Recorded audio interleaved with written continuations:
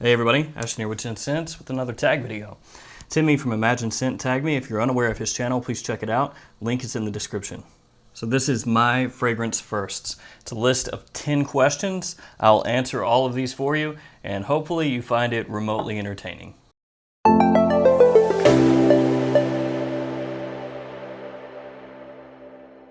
The first question is, what is the first bottle that I ever owned?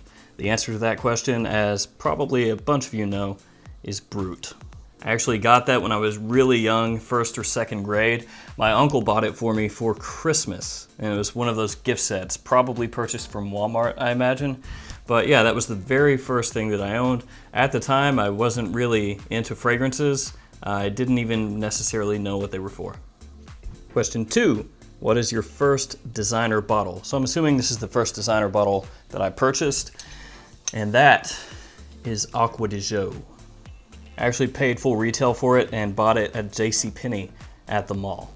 So starting when I was 16, I used to hang out at the local mall all the time, and I would go to the arcade every single time I went there. Really, that's the only reason I went to the mall. And one of my friends worked at the arcade, and that's what he wore. So he had me smell it one day and he was like, dude, you've got to get this. It gets me tons of compliments, like ladies love it. And that's what I purchased.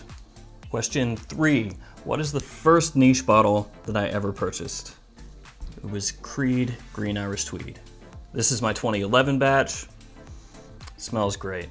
Back when I decided to jump into niche fragrances, I knew that Creed was really popular. I had seen them talked about online, but in my area, there are no niche fragrances. Like I've said before, there is nothing to sample here. So I just bought a whole bunch of samples off the internet. And of the ones I bought, Green Irish Tweed just blew me away. So that's the first purchase I made. Number 4, your first memorable compliment. So this one came courtesy of Acqua di Gio, and it's not really a safe for work compliment. The Acqua di Gio back then was a little different spelling than the Acqua di Gio nowadays. I mean, obviously it's still close. It's the same fragrance technically. But if you want the closest thing to the vintage Acqua di Gio without actually buying a vintage Acqua di Gio, this is your best bet, which is Acqua di Gio Blue Edition. So I actually worked at the arcade. I started on my 18th birthday and worked through the closure of the arcade, which was right before I turned 21. And there were a bunch of girls that would come in to see me. I had almost like arcade groupies. And one of the times, one of them came in, gave me a hug and smelled the Acqua di Gio, which, if anyone is unaware, if they weren't around back then, Acqua di Gio back, when I was 18, 19, 20, was the #1 compliment getter fragrance, period. It destroyed everything when it came out.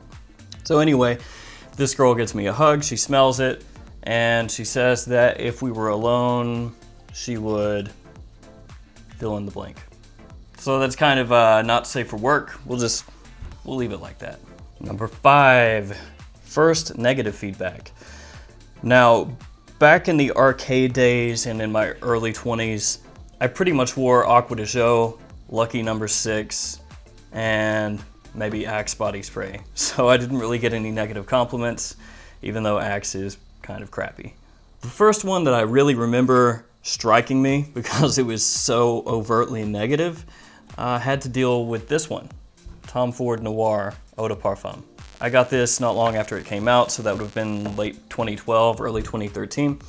I wore it into the office one day, and apparently I sprayed way too much on. And I think most people have things like this happen in their lives where they start to get into fragrances or they own a few fragrances, they overspray. And the only way to learn not to overspray is to get called on it brutally after you do overspray. And that happened. There was a woman who had an office a couple down from me, and I walked by and she said, "Who is it that smells like an old used up whore today?" And my blood ran cold because I knew it was me. Some people have said Tom Ford Noir Eau de Parfum is maybe a little bit feminine. She didn't believe me at first when I kind of sheepishly said, yeah, that's gonna be me. Because typically I would wear things that are a little more people-pleasing, your typical office scents, and I guess she didn't think that it was me. But then she came a little bit closer and was like, yeah, that's you smell like a complete whore. So yeah, never wore that to work again. Number 6, what is the first fragrance video that you watched? Now this one I'm not 100% sure on. I know the first channel that I watched regularly is Redolescence.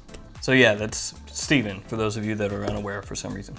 To the best of my knowledge, it was probably something like one of his early lists in 2013, possibly the summer list, but I'm not 100% sure. I know that his was the first channel that I regularly watched, so that's what I'm gonna go with. Number 7, what is your first fragrance love? I've talked about this before, a lot of you probably know what's coming. Drakkar Noir. Still smells good to me. I don't care what anybody says. Strangely enough, this kind of reminds me of childhood. I've said this before, it was just on my last tag video. My mom bought this for me in 3rd grade, and I wore it in 3rd grade. A lot. So when I smell this, it reminds me of my childhood, which is weird. And my other first love that I have to talk about is Green Irish Tweed. I just brought it up, but I'm bringing it up again. I really enjoy Green Irish Tweed. I have 3 bottles of it. Maybe that's overkill. I have some newer batches, some older batches, whatever. I love Green Irish Tweed. Question number 8. What is your first hated fragrance? That one's a little more difficult than love because back in the day, the only fragrances that I would buy are ones that I loved because I was paying full retail at the time. So I never really had one that I was like, oh, I hate this. Now I will tell you one of the fragrances that I was most disappointed in, and that is this guy, Nautica Blue. Now I understand this is a definite cheapie. It goes for absolutely nothing. I bought it from Walmart like an idiot years and years ago and paid retail for it. Now if you smell this fragrance, it's not necessarily terrible. It is synthetic, it is generic, it is a little bland. Obviously it's an aquatic, and it does not have very good longevity.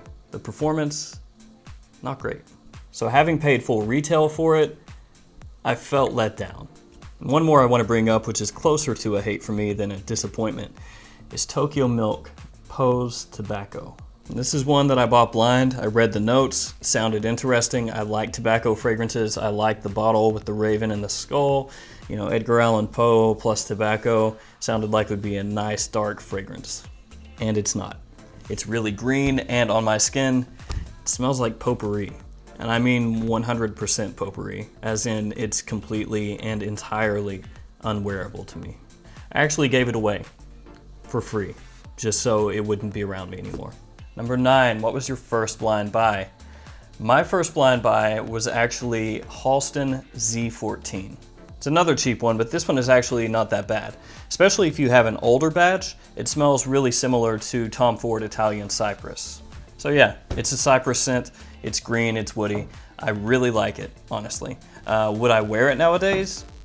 I would say no. But if you have a vintage bottle, like I just said, those are much better than the current formulation. And lastly, number 10, what is your first guilty pleasure? For me, my very first one was Axe Phoenix, the body spray. So when I was a teenager, I got duped into those stupid Axe commercials where they would spray a mannequin and then all the women would come rushing to it. Now obviously I was aware that spraying Axe on is not going to have women flock to you, but I think they subconsciously made me think that women would love the fragrance. And out of all of the Axe fragrances, Phoenix was my favorite. I just thought that it smelled really nice. So I constantly bought those and would go through those cans, and then I would save my eau de toilettes for special occasions or just when I wanted to smell nicer. And I looked Phoenix up on Fragrantica. It had the notes listed. I have no clue if this is accurate, but hey, Phoenix had lavender, violet, musk, a soil tincture, leather, citrus, and geranium. All right, guys, that is it for my fragrance firsts. Now I have to tag some people to continue this on. So I'm gonna tag Justin from J. Copeland and Bradley from Triple Ink. So you guys get on this. And for everybody that stuck around until the end, thank you so much for watching. I appreciate all your support. Please like, comment, subscribe, and I will see you guys next time.